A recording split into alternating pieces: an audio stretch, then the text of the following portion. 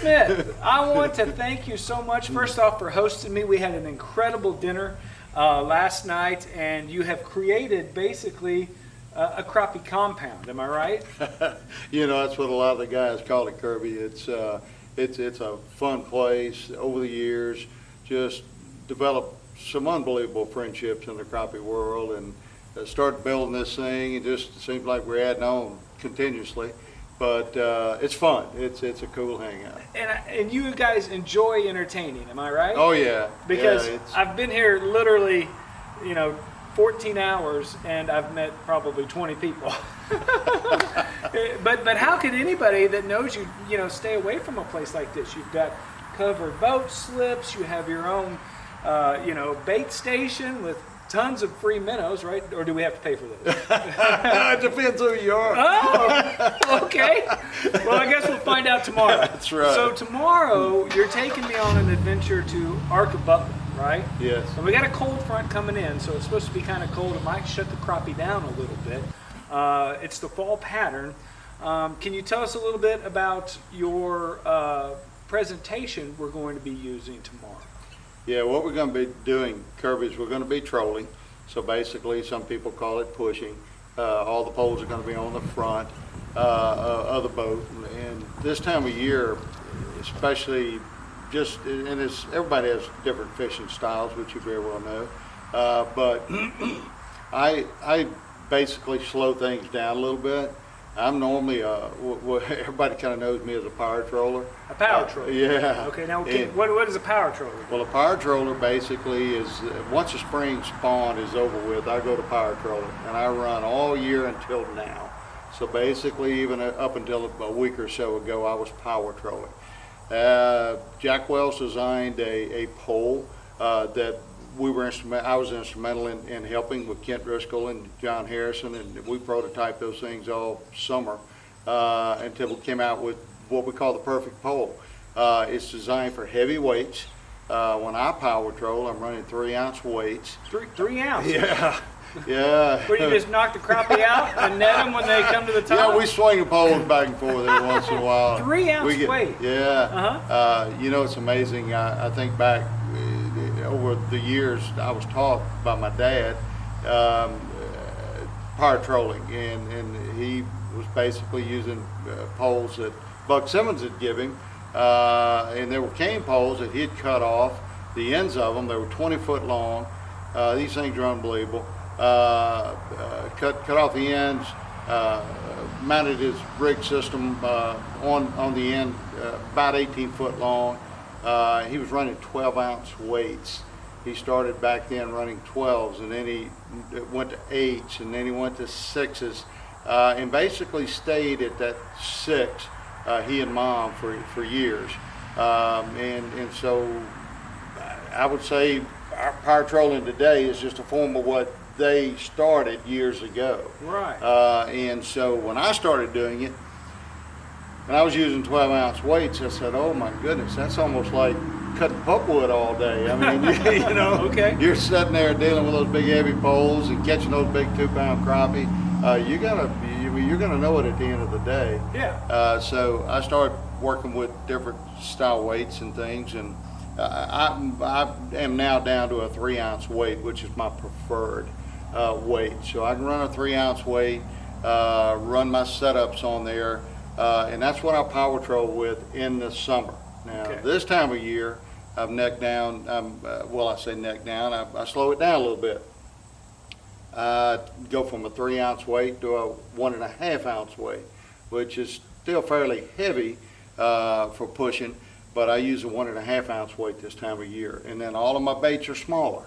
So everything that I do in the summertime is, we call it kind of big and nasty. The bigger the better. Bigger, faster. Bigger, faster. We're running at 1.2 to 1.4 miles an hour. And what do you think we'll be running tomorrow? Anywhere from probably 0.4 to 0.6 or 7 would probably be the max. With or against the current or wind? Because you're supposed to have some wind. I never like running into the wind. Okay. I'm a kind of guy, especially at Butler, you're going to be fishing shallow water. I want to run with the wind at my back. I'll put the 'Cause- power poles down. That's where the fish will be facing, correct? Well, yes. The point is, you don't have the popping on the front of the boat. You don't. You know, when you run into the wind in shallow water, you can imagine what it sounds like underneath. Yeah. And the technique I like this time of year is to get with the wind, put the power poles down, cut my trolling motor completely off, so I don't have it. I'm just running by simply adjusting my power poles. Right. And so up and down, and it's controlling my speed. So if I, want to raise them up a little bit, I go a little bit faster. Want to drop them on down and get them to the bottom, it slows me down. I got you. So, So last night when we had this gathering, I know 2020 has been a beast for many people, and it is definitely heart saddening for you because your dad passed away. Is that correct? that is correct. I'm sorry for your loss, and more importantly, I'm sorry I never met him, because as I progress in my professional, semi-professional crappie career, A.E. Smith keeps coming up, and he was kind of instrumental in not only the power trolling, but you also mentioned cane poles, that sort of stuff, and the design of some of the cane poles that are still sold today in Walmart and the big box stores. Is that correct? Well, yes, he, I go back and we have newspaper articles that were written on him back when new technology, new way of fishing, things. He and Mom, he retired when he was 54. He passed away last year at 88. So he, pretty much his entire life, he's been fishing.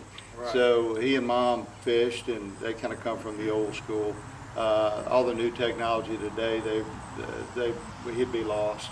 Right. But he's the kind of guy that's going to go catch fish anyway. That's what I heard, and that's what I saw. I actually had the opportunity to go through an album this thick of pictures and newspapers clippings about tournaments that he had won and people he had fished with and records that he had broken, and basically just overall being a great catalyst to the sport of crappie fishing. Wouldn't you agree? You always hear the word ambassador when you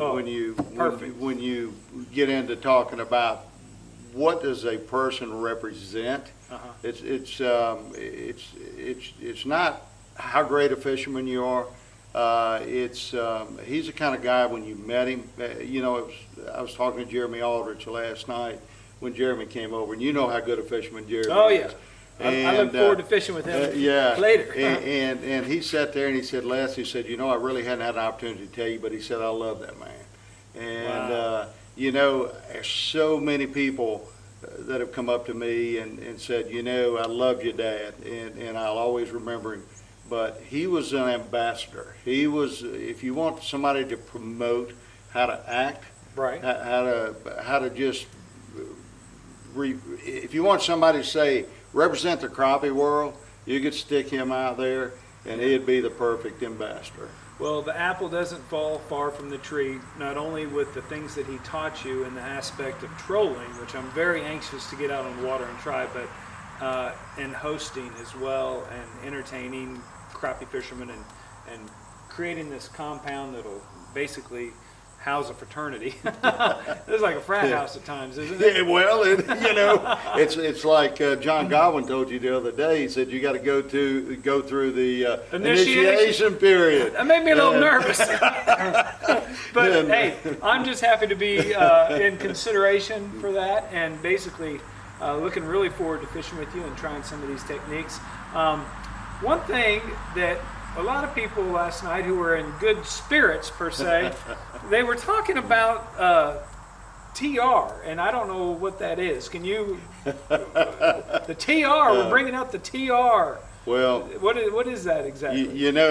That comes from another great friend that I met through crappie fishing, and that's Jeff Smith. Anybody knows Jeff Smith, and he's like a brother to me, just in the short time that I've met him. And he reminds me so much of my dad. Really? In his nature, the way he presents himself. Just a godly man that I love. And I would do anything to help him promote his baits and what he's doing. Jeff Smith has made such an incredible impact on the crappie world in a short period of time. That's what's amazing. Right. Is that he came on the scene. I want to get in the crappie business. But what do we need to do? And Jeff listens. And that, I guess if I had to say something to someone that's in the bait business today, get it in the hands of some capable fishermen, some guys that are going to use it, not just promote it. And some people that know that it works. That's it. But you still haven't answered my question. What is TR? All right, let me get to that. Okay. So anyway, Jeff is continuously trying to improve and add and innovate and add on to his line. I've got a great friend of mine, Jimmy Riley, and met Jimmy through crappie fishing. Yes, out on Sardis Lake, has a cabin over in our compound over here, and Jimmy he hand ties baits. Okay. He was very instrumental in trying to help us with the Pro Series on the fin spin, coming up with some ideas and different wraps and ties and that sort of thing. One of my favorite things to throw when the spawn is on. Oh. Nothing like a thud on a fin spin. Am I right? That's right. They do not let go. They don't let go. So he designs these. Yeah. And helps. So Jimmy, and so I've in the fall for years. I like squirrel tails. Squirrel tails. Squirrel tails. So anything with a hand-tied squirrel tail. Where do you get a squirrel tail? Well, you gotta have somebody either make them. You gotta have a gun. Yeah, you gotta go. Okay. You gotta go get Squirrel that tree tail. rat first. Okay. Oh. So, but anyway, I like squirrel tails. So hand-tied. Jimmy has been hand-tying those forever for me. And so this time of year, it's something about it. I just go to the lake. I put one or two on. When they start hitting it, they just hit it, and they just like it. Okay. And so I come up with the idea of just taking some of Jeff's fin spins and with a 1/32, the 1/8, Okay. 1/16. For some reason, I don't do very well. Some people may with the larger heads, Okay. a 1/4 ounce and that sort of thing. In the fall, they seem to want it smaller. Okay. So I like the 1/32 and the 1/16 ounce are my two favorites for running this time of year. So I had Jimmy tie me up a bunch of squirrel tails. And so he would ask me what color wrap, what kind of tinsel, what do you want to put in it. And so between he and I, just collaborating back and forth, come up with squirrel tails on fin spins. Okay. So I went out the first time I took those things out, and I mean, oh my gosh, it was unbelievable. I mean, I was catching fish right and left, and so anyway, we I got talking to Jeff about it, and I was telling Jeff how well I was doing on it, and sending pics and that sort of thing. And he said, "Hey man, let's figure a way to come out with it." And so we had a little meeting of the minds the other night with between Kent Driscoll and John Godwin and you, Kirby. And I think it was John Harrison was involved in that. He's a comedian, isn't he? Hey, let me tell you. Yeah, he is. Yeah. And so we were all kind of having a powwow thinking about what do you call that, bait.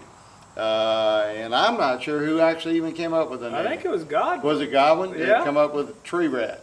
Tree rat. TR. TR. Oh my gosh. And now I understand why everybody was laughing, saying TR. Okay, I'm a little slow. Please forgive me. Please forgive me. but TR that's where the TR series Yeah. came from. So basically, it is an altered fin spin, which in design is a really good spinner with that dark mouth head, pushes a lot of water, and that spinner falls, and you guys are tying squirrel tails on it. Yeah, And I got to tell you, they must be good. You know why? Because, I was like, hey, could I have one of those TR series to try tomorrow when I fish with Les? And somebody gave me one. And then I just looked at my pole, which I tied it upon, and Kent Driscoll, who headed out to practice for a tournament, cut that off and put it in his tackle box. Kent Driscoll! Yeah. So they must be pretty good. Kent knows about the squirrel tail. The TR series, and anybody ask John Harrison. Yeah. He knows about them too. Jimmy's been making some for him, and so that's kind of how we. But again, that's fishermen that are out on the water that are just going out there to catch fish and finding products that work. Jeff listens. Yeah. He's excited about trying to get into the hair jig side of the business a little bit and get away from, or not get away, but just add to his collection. Well, the sun's going down. We had an incredible night last night, and I know I want to get to bed early because you're an early riser. Is that correct? Yeah. What time are we going to get out on that water tomorrow? We're going to get up at about 1:15. Well, we're actually going to leave here at 5:45. Quarter to six. Get in the bed early. Okay, and, sounds good. We're going to get out here early and get that early bite. Fall pattern pushing TR series with some B&M poles. What pole are we going to use? Well, this time of year, I generally go to the PST or Pro Staff pole, and one that B&M, Jack Wells, and again, I'll say the same thing about Jack Wells as I did about Jeff. I love him like a brother. Quality man. Quality man. Absolutely unbelievable guy. Listens to fishermen. Wants to come out with the right poles for the right time of year, and I think that's something when you know I get a lot of people ask, well, what kind of poles do I get? I say, well, what kind of fishing are you doing? Absolutely. What time of year are you fishing? What do you know? Because one pole, in my opinion, doesn't do everything. True. And so this particular pole right here is part of Jack's line that I really like because of the stiff backbone. Okay. Now, some people don't like a stiff backbone. I do. And what pole is this? This is the PST. It is the Pro Staff is what they call it, Pro Staff pole.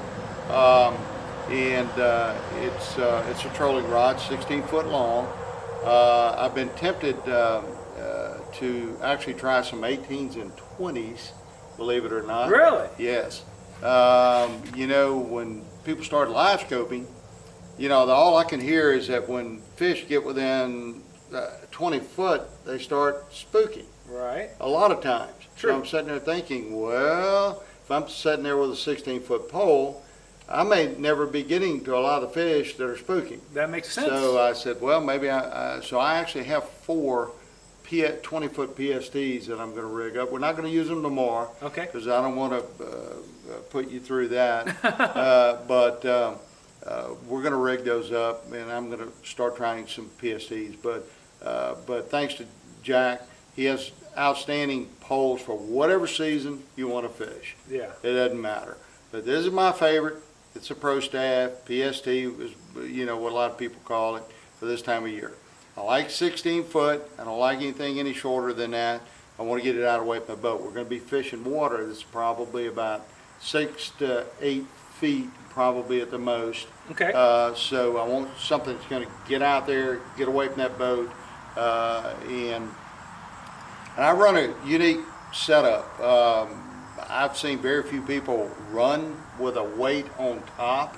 Okay. And I'll explain to you, and guys, it's all a matter of preferred taste. Okay. Again, so most people that I see run their weight in the middle. Okay. So in other words, you'll have a bait on top, you'll come down a certain length, have a weight, and then have something on the bottom.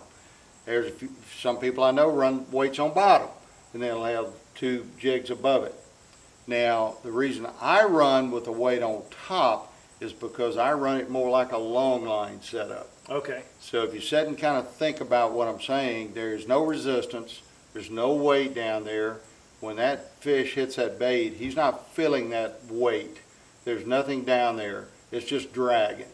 So at Arcabutla, I like to drag the bottom. Okay. So in other words, a big fish to me are on the bottom. Okay. So I'll sit there, and so it works really well for me. If I had a weight at the bottom, think about it. You bouncing off the bottom at times, right, spooking fish. Right. Is what I would say. But this is my preferred way of running. I run a 1.5 ounce weight, and I run it when I'm tying up my baits. I come down 15 inches, and I tie my first overhand knot. Okay. I don't like 3-way swivels. I'm an overhand knot guy. Okay. All right. And then I do about a 6-inch leader. So I've got about 6 inches off my line, and I use a little, coolest little things in the world you've ever seen, and they're some people calls them quick knots. These actually have ball bearings on them. Okay. So I can, if I get a particular color that I'm using, they really want, or a certain jig head or whatever it may be, I can just swap out really quick. Nice. So if they like pink, I like orange, whatever it may be. Yeah, that's okay. So anyway, I like the quick knots on the end, so I can swap out whatever I want, whatever they're hitting. Once I tie that overhand knot, I'll come down 2 foot to the bottom. So I'm dragging these two within 2 foot apart on the bottom of the lake. And but that's the setup that I run. And what pound test do you have going on in all this? Well, the main line is Strand Catfish Gold Glow, I believe is what it's called. It glows in the daylight. Okay. Not in the dark, but very visible for bites and whatnot. Oh, absolutely. In fact, you can see how well you can see that orange line right there. Absolutely. And the key this time of year is lots of times you'll just see that line moving on. Okay. So I've gotten to the point in my life where I need some big, bright line. Me too. Good contrast on the water, huh? Absolutely. Yeah. I want to be able to see it. So I want to be able to see the line move, but then I neck down to gamma, and I use, this is 8-pound test as a leader. As a leader. So all the fish are actually seen pretty much is my leader. Okay. And so I've got an 8-pound leader there. Nice. Well, I'm very excited about tomorrow, and this will be the first time I've ever actually trolled.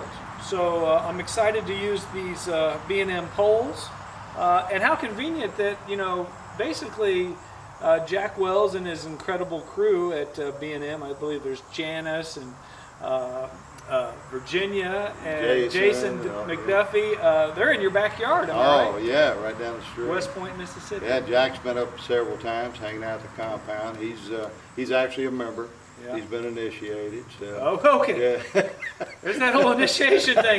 Do I need to lock my door? Hey, man, I sincerely appreciate it, and I can't wait to get out on the water tomorrow with you. And most importantly, thank you so much for having me. This is a beautiful spread you have here, and I'm excited. Les Smith, thank you so much for being basically a clone of what I heard your father was, an ambassador to the sport. Well, I'll tell you, I'll take that as a huge compliment because that's some big shoes to fill. Yeah, I think so. From what I read last night in those clippings, he was a great man, and I'm sorry for your loss, but happy that you're continuing in his traditions. Well, I'm going to try to do the best I can to follow in his footsteps. That's all I can say. Thank you for watching this episode of Fish Eat Live. If you enjoyed this episode, please consider subscribing, hitting the bell, and giving us a thumbs up. And don't forget to check out all the products used in the video and leave your comments and questions in the description area below. A special thank you to our main sponsors, B&M Poles and Crappie Magnets. We'll see you back here next week, same time, for another great episode of Fish Eat Live.